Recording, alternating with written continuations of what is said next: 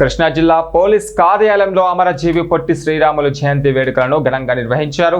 ఈ సందర్భంగా ఆయన చిత్రపటానికి పూలమాలలు వేసి పోలీస్ అధికారులు నివాళులర్పించారు. ఈ కార్యక్రమంలో additional SP V V Naidu, AR additional SP Satyanarayana పాల్గొని పొట్టి శ్రీరాములు చిత్రపటానికి పుష్పాంజలి ఘటించారు. ఈ సందర్భంగా అడిషనల్ ఎస్పీ మాట్లాడారు. చరిత్ర పుటల్లో సువర్ణ అక్షరాలతో నిలిచిపోయే పొట్టి శ్రీరాములు తన పేరును నిలబెట్టుకున్నారని అన్నారు. తెలుగు ప్రజల కోసం చేసిన ఆయన త్యాగం ఎప్పటికీ మరువలేదని, నేటి తరానికి ఆదర్శప్రాయంగా నిలుస్తుందని పేర్కొన్నారు.